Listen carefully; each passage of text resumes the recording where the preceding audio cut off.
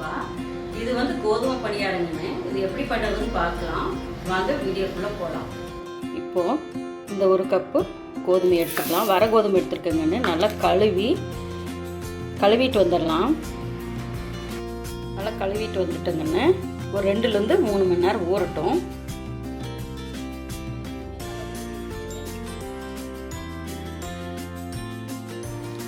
பாருங்கன்னு ஒரு mixie jar எடுத்துக்கலாம். நீங்கள் கிரைண்டரில் போடணும் போட்டுக்கலாம். கொஞ்சம் தான் போட்டேன் நான், அதனால் மிக்ஸி ஜாரில் தான் போட்டு அரைக்கிறேன்.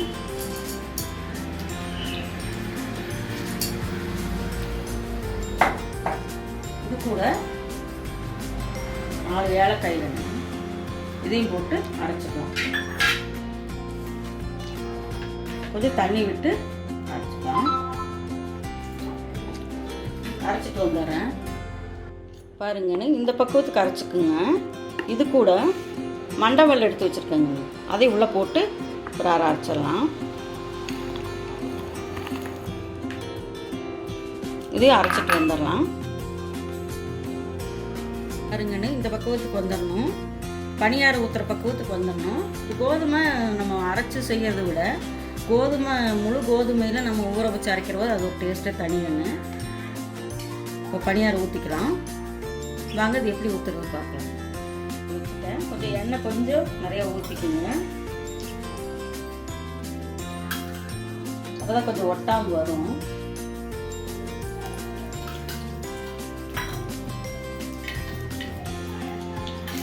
காஞ்சிருச்சு, ஊற்றிடலாம்.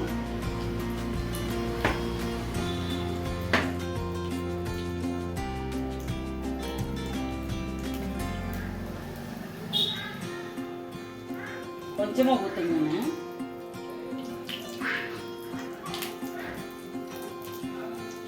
நம்ம இது எண்ணெயில் போட்டு எடுக்கலாம். அது ரொம்ப எண்ணெய் பிடிக்கும். நம்ம இதாக இருந்ததுன்னா ஓரளவுக்கு எண்ணெய் கம்மியாக பிடிக்கும். நல்லா வேகட்டும்.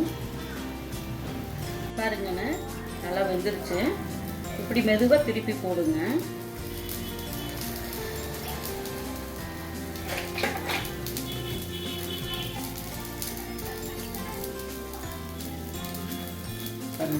சைடில் இது பண்ணி வச்சுட்டு மெதுவாக திருப்பி பார்த்தீங்களா?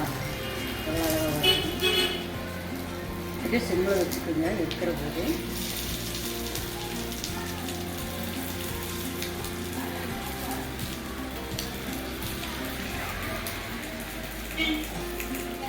அப்படியே எல்லாத்தையும் திருப்பி போட்டுருங்க. கொஞ்சம் பின்னாடி வேகட்டும். ரொம்ப டேஸ்ட்டாக இருக்குங்கன்னு. உங்களுக்கு இனிப்பு வந்து வேணுங்களோ போட்டுக்கோங்க. நான் கொஞ்சம் கம்மியாக தான் சேர்த்துவோம் நாங்கள், அதனால் கொஞ்சம் கம்மியாக போட்டிருக்கேன். நீங்கள் எவ்வளோ வேணுமோ போட்டுக்கோங்க. நல்லா வேகட்டும். பாருங்கன்னு நல்லா வெந்துருச்சு. இது மாதிரி எடுத்துக்கலாம்.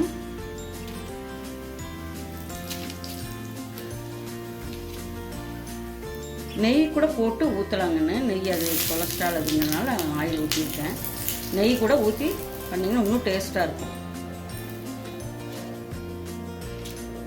இதே மாதிரி எல்லாத்தையும் ஊற்றி எடுத்துகிட்டு வந்துடலாம்.